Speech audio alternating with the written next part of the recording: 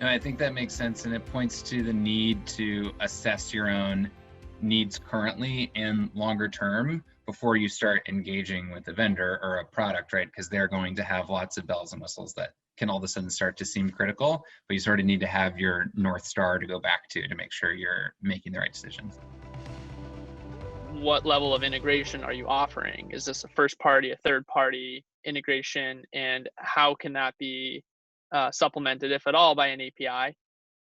I also think asking if you aren't already able to see any documentation on the integration is an extremely important question to ask. So what documentation, if any, is available about your API or about the integration, so you can do your own reading and research about what is possible with the integration, and not just take a salesperson's word for it or something like that, who may not have the level of technical expertise that is actually required for the integration. Another question I would ask is just about any other testimonials or reviews or experiences that the company has had doing a similar integration in the past. Sometimes companies can be a little bit more ambitious about what they say is possible with the integration than what is actually possible. So having someone or being able to speak with someone who has gone through a successful integration between two systems is a great resource.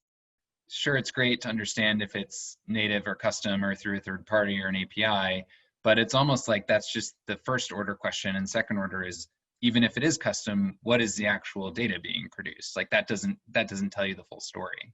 Where there's no real integration, there's no real API to speak of. There may be lip service to it. There may be like, oh yes, we have an API, but the API actually only opens up one field on one record and it doesn't do much, right? It's just a sales tactic. So it's important really to understand exactly what companies are offering and do that due diligence and ask those tough questions.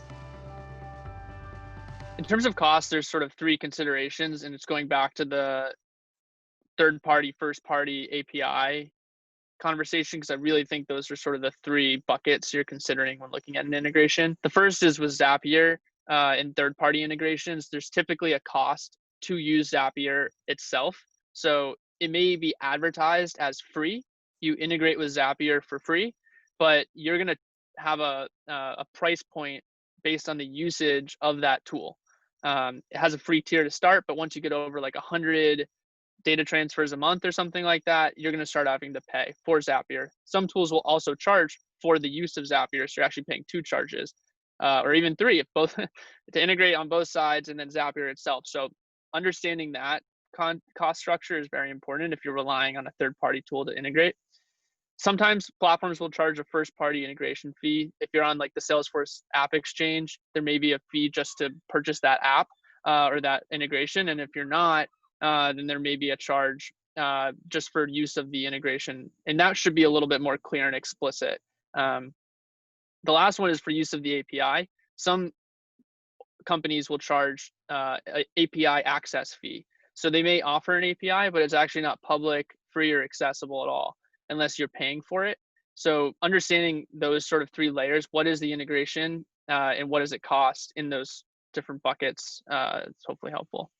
One addition to Max's list of things to evaluate is the license type that you have. And if you need to upgrade your type of license when evaluating like all the ways that you could wind up paying more for integrations. That's one that we've stumbled upon.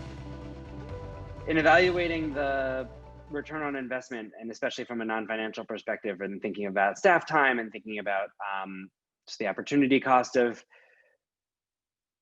building versus buying, we've gone down the road a number of times and found that for the type of organization we're a 37-year-old community center whose infrastructure has been built up to manage our building, not to manage our tech. So we do not have developers on staff. We don't have a significant tech staff to speak of. We finally added our second IT person around 6 months, a year ago now. So just to give you a sense of who we are as an organization, that means we're often buying. And we will often land on that. We'll ask ourselves the question, we'll go through it, but there's just not the internal capacity to take on ongoing maintenance. And so we will look for whatever we can to buy off the shelf and customize as much as we can. And if it gets us like 80% of the way there, that's likely good enough, because to get 100% of the way there would just mean ongoing costs to increase the capacity of the organization to maintain and develop it that aren't reasonable for us or in our sort of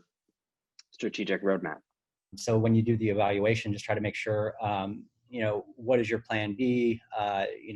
If you do go with an offering from an organization, do you have alternatives? And again, going back to just, is this something that's really critical or core to our business, and should we really think about trying to build it ourselves? There's costs associated with that. There's opportunity costs associated with that. What else could you be focused on if you weren't trying to build something yourself? And so you just have to really find the right balance between what makes sense based on what you're trying to accomplish. Don't do what I do, which is always underestimate the amount of time it'll take. So always overestimate, even when you're buying something that you think is going to be off the shelf. It takes a lot of time to integrate it, to do the right change management and culture change, to get an organization to adopt it, to make it part of how business is done. Even if it seems beautiful and intuitive and easy to use, there's still a lot of time and attention that needs to get taken. So I think it's overestimate that and assume it's going to take a lot of time, including leadership and staff, like technical time, to roll it out. And I think a lot of the time what we try to do is just make sure we have a good understanding of the roadmap for the product, as much as that they're willing to disclose anyway, to try to understand where it's going. What kind of breakage could be introduced? Are we going to have to invest a lot of time in maintaining it or keeping up with the different versions? Do they properly version their API, for example? And just try to really understand the long-term cost associated with an integration. Fortunately, most modern best practices for development these days, APIs can be pretty stable, which is great. And so there's less risk there, but we always try to make sure we understand the risk that's introduced and just the total cost of the integration. Where we've gotten it wrong before in evaluating partners or thinking about this is when we were using a point solution for a particular business need and it was core to what we needed, but it actually wasn't core to the third party's future product roadmap. And so we found that when we added it, it was great the first few months and even the first year we had it, but they quickly diverged to focusing on product development in different areas, and we were left behind in what we needed. So that was something that was a big lesson for us. You don't really control that ongoing maintenance component, the improvements to the integration.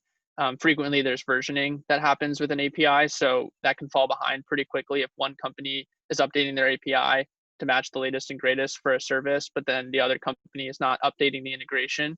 So learning about when was this last updated and how committed is the company to ongoing improvements to the integration are really important things to understand. Trying to understand, the health or the, how robust and mature the company is or the offering that you're looking at, and just making sure that you're really assessing, is this going to work for us in the near term, in the long term, or are we going to have to move away from it because it's ultimately not going to give us the ability to add additional features and functionality that kind of go along with that, if that makes sense. I think that's a really important consideration is keeping a close eye on those contracts, the contract terms, the lengths, and when those renewals happen, because that, maybe 3 months prior, 6 months prior is really probably the best time to start doing a serious search so that you're ready to just cleanly jump into a new system without being locked into a contract. And even considering there's a lot of vendors now who won't lock you into a contract from the beginning. They'll actually go month to month, or maybe even be free to start and have a trial period. So that's definitely something to look at from a cost perspective if that's an option available to you. The other piece in contract provisions is the notification window you've got. So it may expire at the end of August, but you have to give 60 days notice before expiration, otherwise it automatically renews. So we've found that one out. The other piece though is the internal timing of the organization and what the system is you're talking about changing, because it may be that the contract expires in May because that's when you originally signed it, but to support your largest event, which is in September. And so you can't switch in the middle of that, and you've got to time those windows the right way so that you don't wind up with an interruption in service to drive the business.